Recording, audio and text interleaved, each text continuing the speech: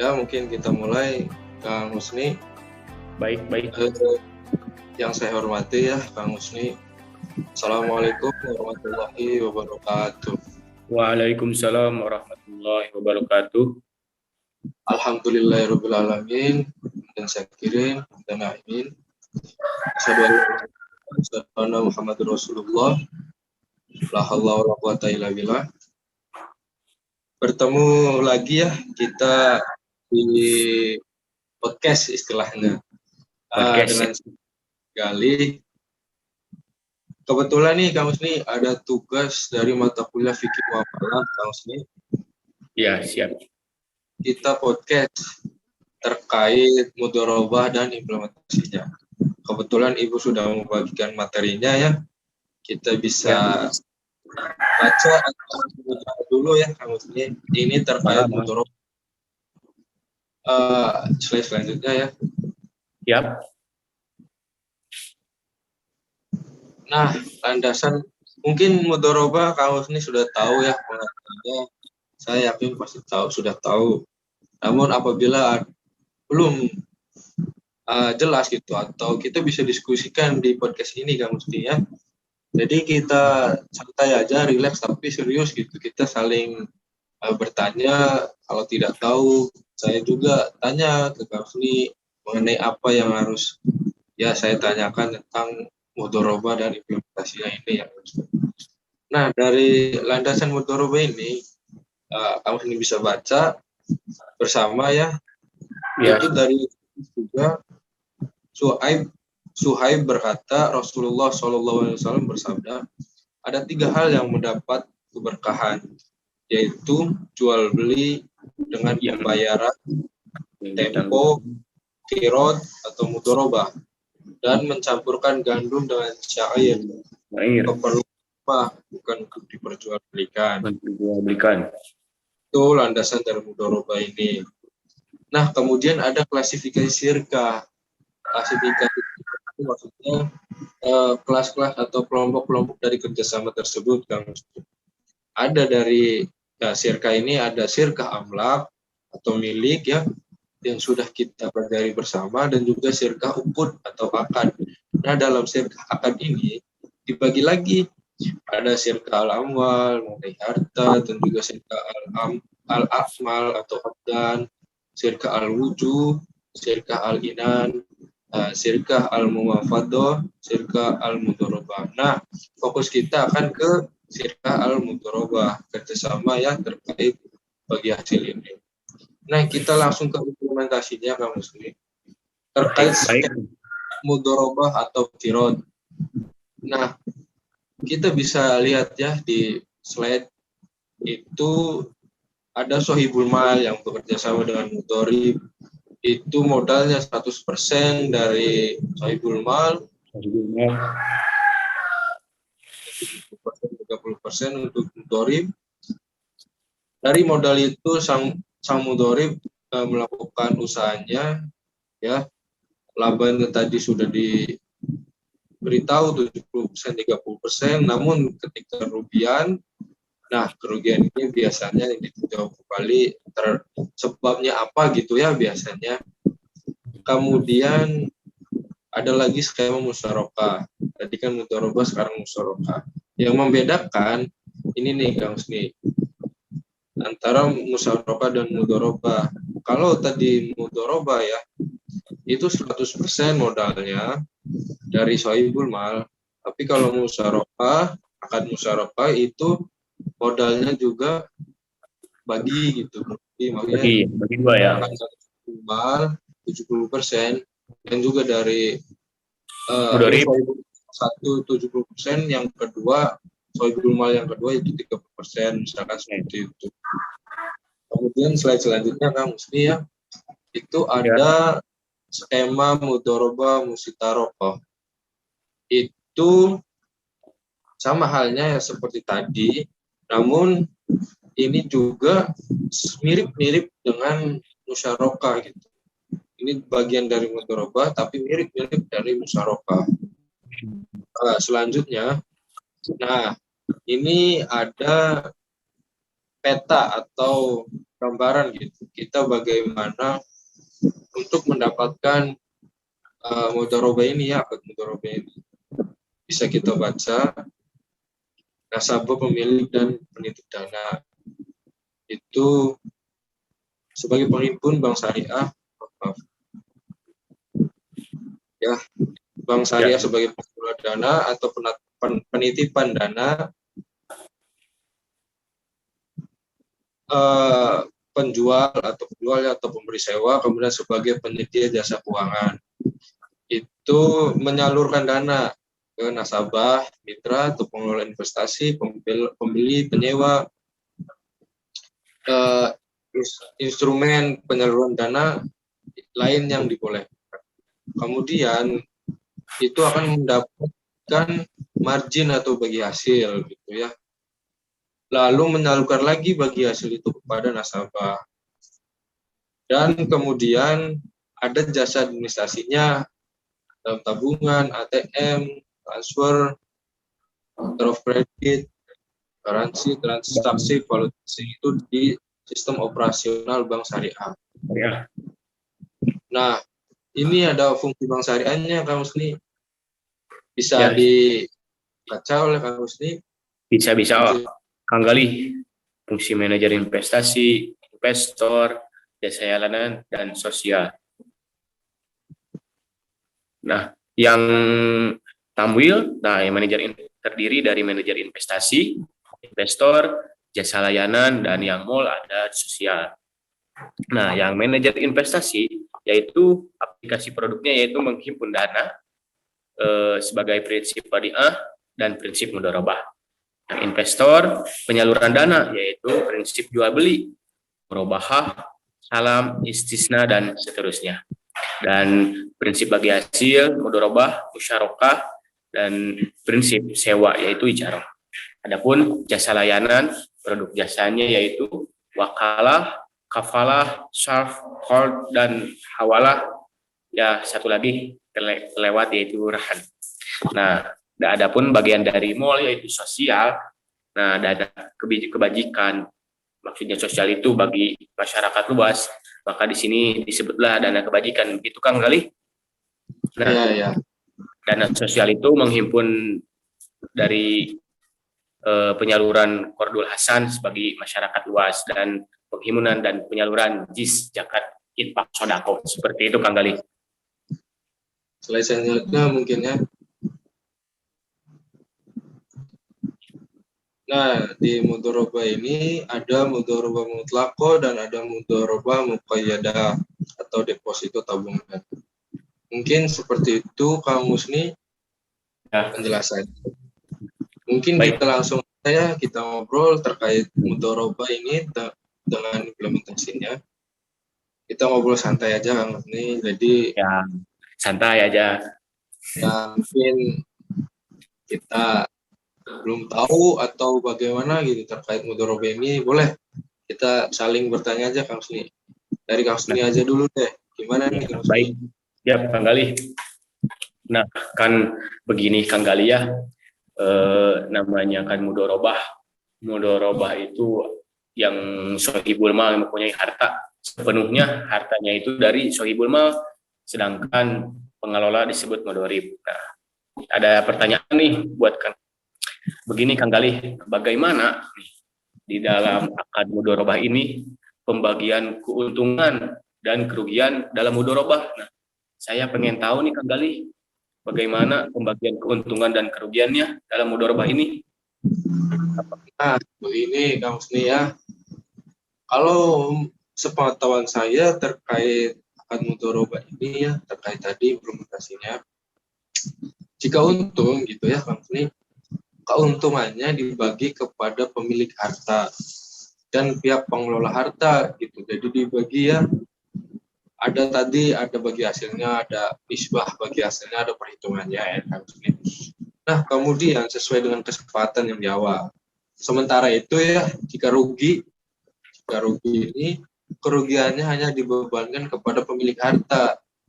Pengelola harta tidak dibebani dengan kerugian selagi kerugian itu bukan akibat kelalaian si pengelola. Misalkan begini Kang, Kang Husni itu misal ini ya, saya tidak mendoakan Kang Husni ini ya melakukan akad mudharabah dengan saya misalnya sebagai pihak bank syariah misalkan mengajukan misalnya 100 juta untuk Kang Husni usaha cilok misalkan ya. Namun dalam perjalanannya pasti ada untung, pasti ada rugi. Kalau untung Ya, gitu baik sesuai awal nisbah awalnya. Kalau rugi itu ya kita lihat dulu apakah ini kesalahan dari Kang Husni yang modalnya itu tidak berputar atau memang ada alasan lain yang kuat.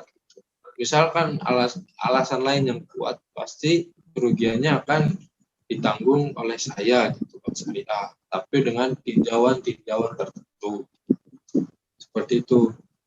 nah baik Kang Gali. Oh ternyata dari akad mudharabah ini ya, jadi bila mana kerugiannya itu ditanggung oleh pihak Sohibul Mal ya, bila Ya, tidak ada kelalaian dari si pengelola, tapi bila mana ada kelalaian dari si pengelola, mungkin itu bisa jadi si pengelola juga tanggung jawab atas kejadian tersebut ya Kang Gali ya. ya, Nah, Kang Gali, ada yang menarik nih satu lagi setelah saya baca di beberapa jurnal ya. Saya membaca dari beberapa jurnal. Nah, saya itu ingin bertanya nih tentang akad mudharabah ya. Nah, pertanyaannya seperti ini Kang Gali. Mengapa gitu di bank syariah menilai pembiayaan akad mudharabah itu lebih beresiko dan biaya operasionalnya tinggi? Mungkin Kang Gali bisa menyebutkan apa saja gitu yang bisa menyebabkan resikonya tinggi dan biaya operasionalnya besar gitu. ya, ya, ya. Jadi gini, Kang Husni ya, terkait pertanyaan tersebut, kenapa Bank Syariah memiliki ya pembiayaan mudharabah lebih berisiko ya dan biaya Ya, operasional lebih tinggi? Itu jangan dilihat, maksudnya orang itu ketika meminjam di bank atau ya istilahnya melakukan kerjasama kalau di syariah ya, itu melihat hanya resikonya saja gitu atau biaya yang tinggi gitu. Padahal kalau kita lihat memang terdapat beberapa masalah gitu yang berkaitan dengan penggunaan profit and loss sharing ya. sharing. Jadi pada akad mudharabah antara lain gitu ada standar moralnya, ada ketidakefektifan model pembiayaan profit and loss sharing gitu, berkaitan dengan para pengusaha dari segi biaya, segi teknis, kurang menariknya sistem profit and loss sharing dalam aktivitas bisnis gitu. Permasalahan efisiensi, untuk itu Bank Syariah sangat hati-hati gitu dan terkesan menghindari pembiayaan akan mudorot. Tapi ini Kang, coba bayangkan saja gitu. Ada nggak bank yang ingin rugi? Tentu saja tidak kan ya. Jadi itulah mengapa sangat risiko gitu dan juga sangat tinggi gitu untuk menekankan kehati-hatian tersebut gitu agar ya kita juga bisa untung bisa dibagi, adapun rugi mudah-mudahan ya meminimalisir gitu adanya kerugian seperti itu Bang Husni. Ya, baik Kang Gali. Ya, jadi ternyata ya kita jangan hanya melihat dari satu sisi ya Kang Gali ya. Kita harus Iya, bisa menganalisis dari berbagai sisi apakah manfaat lebih baik atau madarat mungkin seperti itu ya Kang Gali ya. betul. Ya baik Kang Gali. Nah dari saya mungkin segitu. Apakah ada dari Kang Gali ada yang mau tanyakan pada saya Kang Gali terkait mudharabah? Mungkin ya adalah sedikit ya Bang Husni agar saya lebih tahu juga ya. Iya banget Kang Jadi Gali. sudah disebutkan ya dalam perbankan gitu sangat menarik implementasinya di perbankan gitu ya Kang Husni. Ya, Terkait tadi berarti Kang Husni mungkin sudah melakukan yang sudah mendengarkan juga dari apa yang saya sampaikan gitu untuk masalah pembiayaan mudharabah tadi di Bank Syariah nih misalnya ya. Tadi saya ini mengalami kerugian gitu ya, saya juga ingin tahu lagi gitu sepengetahuan Kang Husni bagaimana sih yang dilakukan Bank Syariah itu ketika kita melakukan kerugian gitu dari mudorobah, ya dari implementasi mudorobah ini gitu. Dari sisi pihak perbankannya, kalau kamu sendiri tahu ya, mungkin Ya. gimana? Nah, Kang Galih, jadi menurut setelah saya baca ya Kang Galih, jika bila mana saya mengalami kerugian ya itu ya. Nah, kalau di bank syariah sendiri penerapannya mudorobah melihat kondisi pasar Kang Galih. Maksudnya jika kita ada perseorangan ya mengajukan pembiayaan tambahan modal, kita lihat dulu nah, tambahan modal itu untuk apa. Nah, biasanya untuk maaf Kang Gali, aduh mohon diulangi lagi Ya, itunya silakan. pertanyaannya. Pertanyaannya, Ya Bang Kang Gali. oh, oh ya ini juga 10 menit sudah habis ya, mau habis 10 menit lagi zoomnya. Oh Baik, ya. pertanyaan gini Kang Husni, kita permudah saja, persingkat saja. Tadi kan Kang Husni nanya juga tentang keuntungan dan kerugian itu baginya bagaimana gitu. Oh Nah, iya. saya muncul pertanyaan baru dari pertanyaan Kang Husni gitu. Oh iya baik. Misalnya ya saya nih melakukan akad mudorobah di perbankan syariah. Nah, tapi saya mengalami kerugian. Kemudian sepengetahuan Kang Husni, bagaimana sih yang dilakukan bank syariah tersebut kepada saya gitu atas kerugian tersebut? Begitu Kang Oh, Husni. baik Kang Gali. Oh ternyata demikian ya. Jadi contohnya saya itu di posisi bank syariah ya Kang Gali ya. Kang Ya, Gali meminjam uang kepada saya. Nah, contohnya Kang Galing itu mengalami kerugian yang begitu besar ya Kang Gali. Nah, ya, contohnya saya itu sebagai pihak bank syariah ya Kang Gali ya. Nah, ya, saya itu tidak semena-mena saya menyalahkan Kang Gali sebagai mudorib dan saya juga tidak semena-mena saya mengeluarkan kerugian dan membuat modal baru gitu Kang Gali ya. Akan tetapi di sini kita yang pertama karena dalam perbankan syariah itu kita harus memiliki rasa kepercayaan. Nah, kita itu harus menjaga amanah gitu kan. Namanya kan kita udah dimodalin oleh pihak bank. Nah, apakah kita harus begitu saja? Tidak. Jadi pihak bank itu yang pertama harus menganalisis ke lapangan bagaimana pihak mudorib, contohnya Kang Gali itu melakukan usahanya itu, jadi dilihat usahanya itu bagaimana, prospek kerjanya itu bagaimana. Nah, bila mana ada kesalahan dari usaha tersebut itu dilakukan oleh Kang Gali, maka Kang Gali lah akan eh, apa akan merampung kerugiannya begitu Kang Gali. Dan bila mana mungkin itu bukan dari kesalahan Kang Gali karena contohnya di dalam pertanian ya Kang Gali mungkin itu disebabkan karena bencana. Nah, itu maka kerugian kita pihak mudorib lah pihak sohibul mal ya yang menanggung hal tersebut. Jadi intinya Kang Gali di dalam akad mudorobah ini kita harus bahasanya amanah, menjaga kepercayaan orang lain. Jangan Kang Galih merasa kita dibiayai oleh orang lain, terus Kang Galih semena-mena melakukan kegiatan tersebut. Maka dari itu, bila mana karena dalam akad mudharabah itu untuk jangka panjang gitu kan Kang Galih, maka Kang Galih harus dalam pengelolaannya itu harus baik dan agar kita bisa menjalin silaturahmi untuk jangka panjang. Mungkin begitu Kang Galih pendapat saya tentang mengenai bila mana pengelola mengalami kerugian dan pihak bank harus bagaimana. Nah, mungkin seperti itu Kang Gali. ya. Berarti kita menarik ya ketika kita berbicara dengan terkait mudoroba dengan implementasinya gitu ya. Jadi kita merasa gimana ya? Ya kita terus didampingi gitu ketika kita melakukan mudoroba tersebut gitu. Nah, betul Tidak ya. tidak dilepas seperti itu aja, misalnya rugi ya udah rugi aja, kesalahan saya kan itu ya. misalkan kena bencana atau apa gitu ya. Jadi kan itu juga keunggulan ketika kita melakukan akad mudoroba ya Kang Musli. Nah, betul Kang Gali. Jadi intinya ketika kita melakukan kan akad mudharabah itu bagian dari musyarakah juga ya Kang Gali ya. Nah, Jadi jika kita melakukan kerjasama lah istilah hati itu mudorib sohibul mal sama mudorib. Jadi meskipun pihak sohibul mal mempunyai uang banyak, sedangkan si Kang Galih pengelolanya, tetap kita jangan merasa kita yang punya uang gitu Kang Galih ya. Jadi tetap kita harus sejalan, sealur. Bagaimana caranya kita bisa mendapatkan keuntungan dari usaha tersebut, begitu Kang Galih. Iya, sepakat Kang Husni. Ya, 5 menit terakhir mungkin pertanyaan terakhir dan juga pamungkas dari saya gitu ya. Saya pernah berinvestasi Mangga Kang Galih, bagaimana?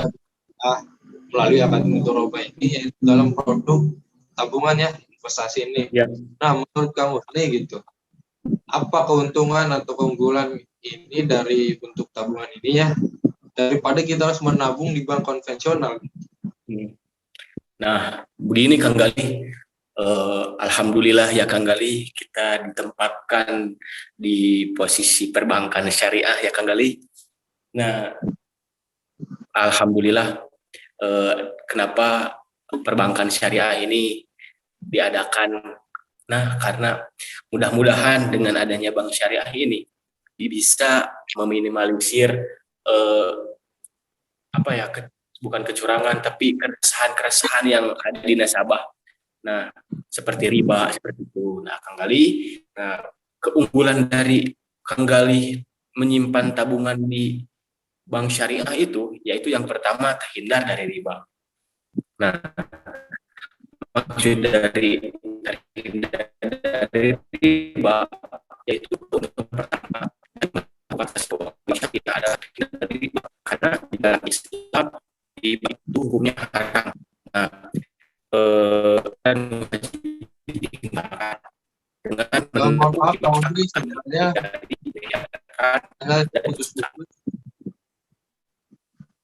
putus-putus. Putus. Ya. Mungkin sebutkan saja ya, Kang Husni. Itu terhindar. Nah, yang pertama itu terhindar dari riba. Kenapa mudah-mudahan cara ini bisa menghindari atau meminimalisir lebih ke belakang dari riba. Yang kedua yaitu Pak Husni, mohon maaf.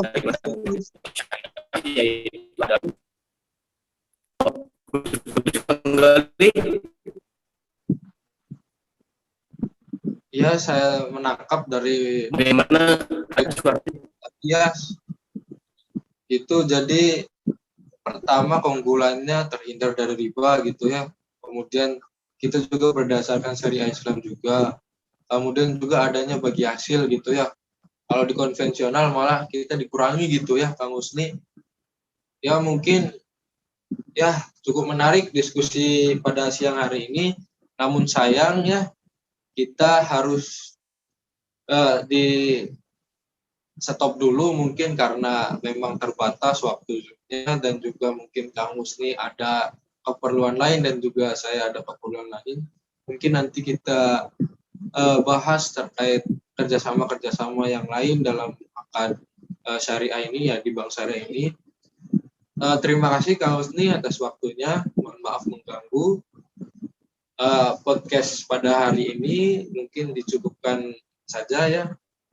Apabila saya ada salah kata, Kang Husni mohon maaf. Wabillahi taufik wal hidayah. Assalamualaikum warahmatullahi wabarakatuh.